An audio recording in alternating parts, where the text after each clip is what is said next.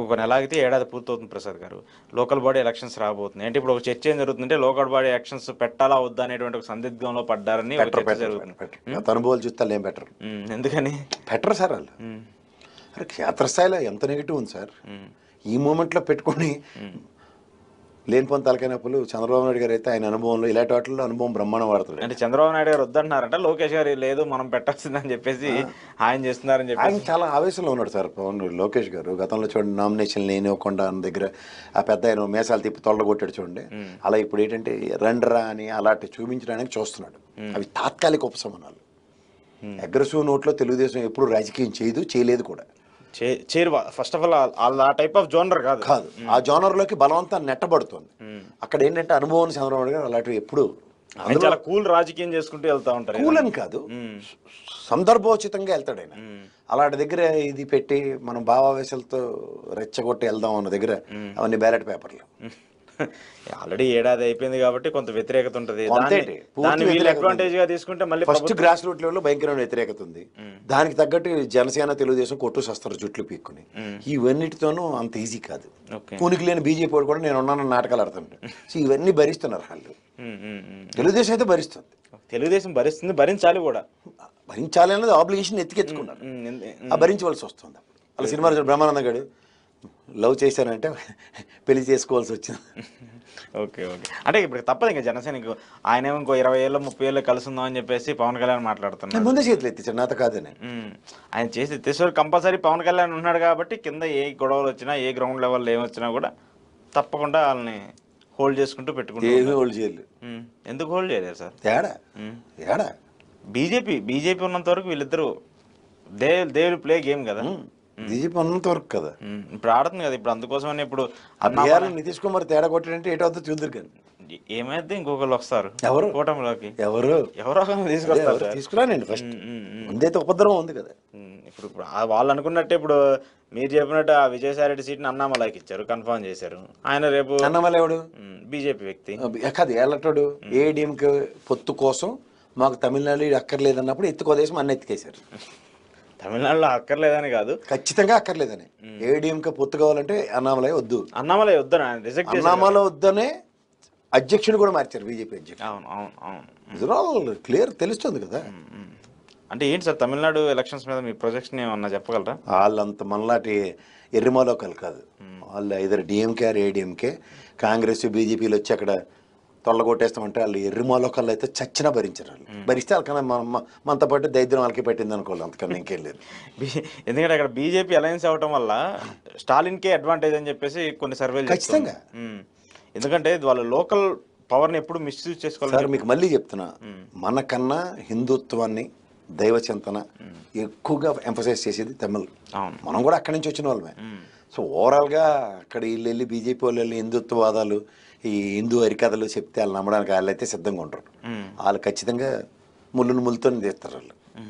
వాళ్ళ ఓటు చాలా powerful sir. చాలా ఆయుధాన్ని పర్ఫెక్ట్గా వాడతారు వాళ్ళు. అందులో 2 రీజనల్ పార్టీలని ఒకదాంతో ఒకటి ముడిపెట్టి ఎప్పుడు రాజకీయాలు చేరాలి. వాడే వీడే. ఇప్పుడు ఈసారి చూడండి డిఎంకే కూడా ప్రజల నాడిని పసిగట్టగలిగింది. ఏ డిఎంకే ఏవైతే సంక్షేమ పథకాలు ఇచ్చిందో జయలలిత దాన్ని కంటిన్యూ చేసాడు స్టాలిన్. అవును, వాటిని ఎక్కడా కూడా రిజెక్ట్ చేయలేదు. ఎక్కడా ప్రజలను కష్టపెట్టే కార్యక్రమం చేయడు. ఈ మనోళ్ళు జగన్మోహన్ రెడ్డి మీద కడుపు మంటతో వీళ్ళు చేస్తున్న పనులకి ఏమవుతుంది? ఇది ప్రజలకి ఎప్పుడు కన్సిస్టెన్సీ. వాళ్ళు అప్పుడు ఆలోచించవలసిన విషయం ఉంటుంది, what side of governance has been delivered. ఈ అవకాశం ఎప్పుడు తమిళనాడు ప్రజలకు ఉంటుంది.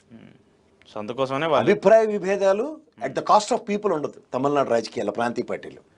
ఇక్కడ at the cost of people. Telugu రాజకీయాలు చాలా డిఫరెంట్ గా, చాలా vibrant. Even Telangana somewhere change over ఉంటుంది. మీకు ఎప్పుడు చెప్తున్నాను కదా, దేశమంతా ఒకలా ఆలోచిస్తే ఆంధ్రప్రదేశ్ సమైక్య రాష్ట్రం గురించి చెప్తున్నాను. డిఫరెంట్ గా ఆలోచించింది మన వాళ్ళే. ఓకే, మనంతా డిఫరెంట్ డిఫరెంట్ అని చెప్పు. సేమ్ పరమానంద శిష్యులు కదే కూర్చుని కొమ్ము కొట్టుకుంటారు. ఓకే, దాంట్లో సిద్ధహస్తులు మన వాళ్ళు. ఓకే, కంక్లూడ్ చేస్తే ఒక పాయింట్ ప్రసాద్ గారు, వైసీపీ నేతలకి జనసేన పార్టీ ఎరవేస్తుంది. ఒక్కొక్క జిల్లాకు సంబంధించి కొన్ని ప్రాంతాల్లో కీలకంగా ఉన్న వ్యక్తుల్ని టార్గెట్ చేసుకుని, లేదంటే వాళ్ళు స్ట్రెంథన్ అవడానికి విశ్వ ప్రయత్నం జరుగుతున్నటువంటి చర్చ జరుగుతుంది. దాంట్లో బొత్స లాంటి వాళ్ళని, కేతిరెడ్డి లాంటి వాళ్ళని, ఇంకొకరిని ఇట్లా కొంతమంది ప్రముఖులందరినీ కూడా తీసుకోవాలని చెప్పేసి వెనక నుంచి చర్చలు జరుగుతున్నాయని ఒక పెద్ద ఎత్తున విమర్శ వస్తుంది. అలాంటి పరిస్థితులు ఉంటాయా? మీకు బొత్స సత్యనారాయణ గారి గురించి ఒకటే చెప్పాలండి. చాలా విభేదించాడు ఆయన జగన్మోహన్ రెడ్డిని ఇనీషియల్గా, బట్ మచ్ హెడ్ ఆఫ్ ఆయన పార్టీలో జాయిన్ అయ్యాడు. అవును. కొన్ని క్యారెక్టర్స్ కేతిరెడ్డి విప్లవాత్మకంగా విమర్శించిన ఉదంతాలు ఉన్నాయి. What how we lost battle అన్నది కేతిరెడ్డి చాలా బ్రహ్మాండంగా చెప్పాడు ఆయన. సో ఇట్లా భావ వ్యక్తీకరణ ఉన్న వ్యక్తులు నిజంగా పార్టీ కోసం కమిటెడ్ సోల్తో పనిచేసే వాళ్ళకి కొంత కన్సిడరేషన్స్ ఇవ్వాల్సిందే. వాళ్ళు కొంచెం అతీతులే. అలాంటి వాళ్ళ కోసం అంటే జనసేన పార్టీ ఈరోజు కూడా సంస్థాగత నిర్మాణం పట్ల ఎక్కడ వాళ్ళకి ఇది లేదు సార్. వచ్చిన పారాచూట్ బ్యాచ్ లీడర్లని పరిరక్షించుకోవడం, తెలుగుదేశం నుంచి వాళ్ళ దగ్గర అవకాశం లేని వాళ్ళని నీళ్ళని ఎత్తికి పెడితే తప్ప ఓవరాల్గా 175 నియోజకవర్గాల సంస్థాగత ప్రస్థానం ఏది? ఆ ప్రస్థానం కోసం ఇప్పుడు ట్రై చేస్తుంది. నాయకులు తెచ్చుకుని వాళ్ళ క్యాడర్లతో సర్వే అవ్వడం కాదు కదా. ప్రాంతీయ పార్టీ భావజాలం అన్నది చాలా ideologies are very much important. కుల ప్రాతిపదిక మీద తప్ప ఇంకేముంది అక్కడ? ఒక పిసిసి అధ్యక్షుడు చేసిన బొత్స సత్యనారాయణ గారు Kethireddy family legacy from the years together they are in decades together their family in politics. Caste confine అయ్యి రాజకీయాలు చేయడానికి జనసేన పార్టీలోకి వెళ్తారంటే అది చాలా తెలివి తక్కువ ఆలోచన కింద చెప్పాలి. జనసేన పార్టీలోకి వెళ్తాం కదా వీళ్ళు కొంతమంది ఇలాంటి కొంతమంది ఇంకా ఆల్రెడీ మొన్న చేరారు కదా ఒక 4-5 మాజీ ఎమ్మెల్యేలు ఎంపీలు వీళ్ళందరూ చేరారు. బాగానే ఉన్నాడు. పత్తాలకు డబ్బులు లేక జాయిన్ అవుతారు. ఎక్కడైనా సరే ఎవరైనా బోర్డు పెడతానంటే జాయిన్ అవుతారు. అట్లా ఉన్నారు. పత్తాలు ఆడుకుని కూడా రాజకీయాలు నవ్వుతున్నారు. ఇప్పుడు ఎక్కడ కూర్చోబెడతారు చూసేవాళ్ళు ఎక్కి ఏడ్చుకుని. ఆయన పాపం ఆయన ఆల్రెడీ ఏడాది అవుతుంది, ఆయనకి ఏదో హామీ ఇచ్చారని చెప్తారు, ఇంతవరకు ఏది లేదు. ఆయన ఎమ్మెల్సీ ఏదో అక్కడ దామచారులు ఉన్నాడు. దామచారులు ఉంటే ఇక్కడ పవన్ కళ్యాణ్ ఉన్నాడని చెప్తున్నాడు. ఆయన ఉంటే ఆయనకి పవన్ కళ్యాణ్కి దిక్కులే పెట్టాపురం, మా వర్మ గారి కన్సిడరేషన్తో పెట్టాపురం. ఎవరికైనా స్థానికత చాలా ఇంపార్టెంట్ రాజకీయాల్లో. స్థానికంగా స్థానికతను జస్టిఫై చేసేవాడే టాలెస్ట్ లీడర్. వాడు నియోజకవర్గం వాడు ఎమ్మెల్యే అని ఎలక్ట్ అవుతాడు, కానీ ఈక్వల్ ఉంటే చీఫ్ మినిస్టర్. ఆ టెరిటరీకి తన సామ్రాజ్య అధినేతగా తను ఎస్టాబ్లిష్ చేసుకున్నాడు. ఏమైనా అభివర్ణించాలో మీరు చెప్పండి. నాకు పవన్ కళ్యాణ్ గారు ఇస్తారు, నాకు మా తాతయ్య గారు ఇస్తారు, ఇలాంటి పకోడీ కబుర్లు గతంలో ఇచ్చారు. రాజశేఖర రెడ్డి గారు మాకు ఎలగబెట్టింది ఉద్ధరించాలి పక్కలాడుకో అని చెప్పి గెలిచారు వాళ్ళు. దామచర్ల గెలుపు వాటం అక్కడే. ఇది నాది, ఇది నా అడ్డ, ఇది స్టేచర్స్ అంటారు. ఇప్పుడు వీళ్ళిద్దరు పొత్తులో ఉన్నంతకాలం ఆయనకు మరి సీట్ వస్తుందో లేదో కూడా పరిస్థితి అట్లాంటి ఉంటుంది. ఇప్పుడు ఎందుకంటే కూటమిలో ఉన్నటువంటి పార్టీకి సిట్టింగ్ ఎమ్మెల్యేని కాదని చెప్పేసి ఇంకో వాళ్ళు సీట్ ఇవ్వలేరు కదా. సిట్టింగ్ ఎమ్మెల్యే పవర్ ఏటో కూడా చూపించాడు బాలినేనికి. కార్పొరేటర్ని ఇతను జాయిన్ చేసుకున్నాడు, అతను తీసుకెళ్ళాడు జనసేనకి. ఇతనికైతే 15 నుంచి 25 లక్షలు తెప్పించి ఇచ్చుకోగలిగాడు. సామర్థ్యం అది కూడా లేదు. ఎవరికో ఉపయోగం. ఓకే, సో ఇంత మీ చేంజ్ ఓవర్స్ ఏమి ఉండవు అనవసరంగా ఊహించుకోకండి. చేంజ్ ఓవర్లు ఉంటాయి. ఇవన్నీ రాజకీయ ప్రస్థానంలో అధికారం ఉన్నప్పుడు ఆవిడ గూడుగాడు పట్టుకుని తిరిగే బ్యాచ్లు కొంతమంది ఉంటారు.